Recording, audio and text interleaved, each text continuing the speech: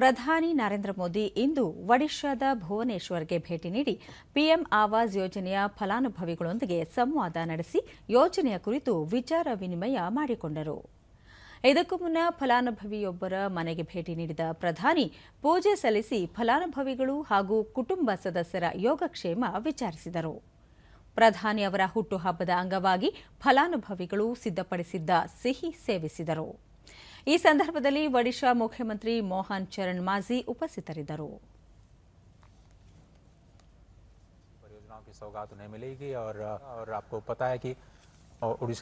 ನಂತರ ಭುವನೇಶ್ವರದಲ್ಲಿ ಒಡಿಶಾ ಸರ್ಕಾರದ ಪ್ರಮುಖ ಸುಭದ್ರಾ ಯೋಜನೆಗೆ ಚಾಲನೆ ನೀಡಿದರು.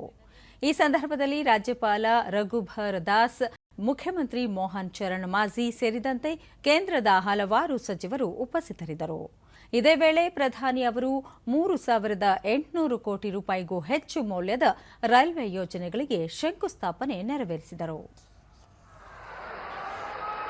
बहुत संख्या में मास्क बनाकर लोगों की सहायता की थी और अपने व्यवसाय को इस प्रोत्साहन राशि से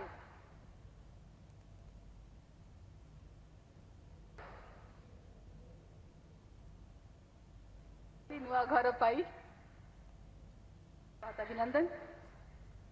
इसी तरह से ಬಳಿಕ ಪ್ರಧಾನಿ ಮಹಿಳೆಯರನ್ನು ಸಶಕ್ತೀಕರಣಗೊಳಿಸುವಲ್ಲಿ ಪ್ರಧಾನಮಂತ್ರಿ ಆವಾಸ್ ಯೋಜನೆ ಪ್ರಮುಖ ಪಾತ್ರ ವಹಿಸಲಿದೆ.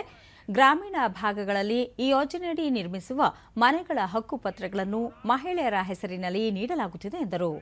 ಈ ಯೋಜನೆಯಡಿ ವಸತಿ ರಹಿತರಿಗೆ ಸರ್ಕಾರ ಪಕ್ಕಾ ಮನೆಗಳನ್ನು ನಿರ್ಮಿಸಲು ಮುಂದಾಗಿದ್ದು, ಈಗಾಗಲೇ 3 ಕೋಟಿ ಮನೆಗಳನ್ನು ನಿರ್ಮಿಸಲಾಗಿದೆ. ಆದಿವಾಸಿಗಳ ಕಲ್ಯಾಣಕ್ಕೆ ವಿಶೇಷ ಯೋಜನೆ ರೂಪಿಸಲಾಗಿದೆ ಎಂದು ಹೇಳಿದರು. ಎನ್ಡಿಎ ಸರ್ಕಾರದ 3ನೇ ಅವಧಿಯ 100 ದಿನ ಇಂದಿಗೆ ಪೂರ್ಣಗೊಂಡಿದ್ದು, ಈ ಅವಧಿಯಲ್ಲಿ ಬಡವರು, ರೈತರು, ಯುವಕರು ಹಾಗೂ ಮಹಿಳೆಯರ ಅಭಿವೃದ್ಧಿಗೆ ಹಲವಾರು ಯೋಜನೆಗಳನ್ನು ಜಾರಿಗೆ ತರಲಾಗಿದೆ. ವಿಶೇಷವಾಗಿ ಆದಿವಾಸಿಗಳ ಕಲ್ಯಾಣಕ್ಕಾಗಿ ಪ್ರತ್ಯೇಕ ಸಚಿವಾಲಯ ರೂಪಿಸಲಾಗಿದೆ ಎಂದರು. 2 लाख करोड़ रुपये का पीएम पैकेज घोषित किया गया है. युवा साथियों को इसका बहुत लाभ होगा. इसके तहत प्राइवेट कंपनियों में नौजवानों की पहली नौकरी की पहली सैलरी सरकार देने वाली है. आज भी समाज को बांटने और तोड़ने में लगे सत्ता के भूखे लोगों को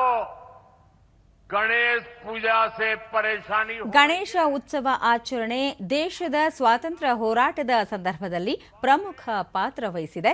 ಲೋಕಮಾನ್ಯ ಬಾಲಗಂಗಾಧರ ತಿಲಕ್ ಅವರು ಸಾರ್ವಜನಿಕವಾಗಿ ಗಣೇಶೋತ್ಸವಗಳನ್ನು ಏರ್ಪಡಿಸುವ ಮೂಲಕ ದೇಶದ ಜನರ ಮನಗೆಲ್ಲುವಲ್ಲಿ ಯಶಸ್ವಿಯಾಗಿದ್ದರು. ಇಂದಿಗೂ ಗಣೇಶ ಉತ್ಸವವನ್ನು ಎಲ್ಲೆಡೆ ಆಚರಿಸಲಾಗುತ್ತಿದೆ. ಯಾವುದೇ ಜಾತಿ, ಮತ, ಭೇದ ಇಲ್ಲದೆ ಎಲ್ಲರೂ ಭಾಗಿಯಾಗುತ್ತಾರೆ. ತಾವು ಸಹ ಇತ್ತೀಚೆಗೆ ಗಣೇಶನ ಪೂಜಾ ಕಾರ್ಯಕ್ರಮದಲ್ಲಿ ಭಾಗಿಯಾಗಿದ್ದಕ್ಕೆ ಕಾಂಗ್ರೆಸ್ ನಾಯಕರು ಟೀಕಿಸಿರುವುದು ಅಸಂಬದ್ಧವಾಗಿದೆ. ಕಾಂಗ್ರೆಸ್ ಆಡಳಿತವಿರುವ ಕರ್ನಾಟಕದಲ್ಲಿ ನಡೆದ ಗಣೇಶನ ಉತ್ಸವ ಸಂದರ್ಭದಲ್ಲಿ ಗಣಪನ ಮೂರ್ತಿಯನ್ನು ಸೆರೆಮನಿಯಲ್ಲಿ ಇಡಲಾಗಿದೆ ಎಂದು ಆಕ್ಷೇಪಿಸಿದರು.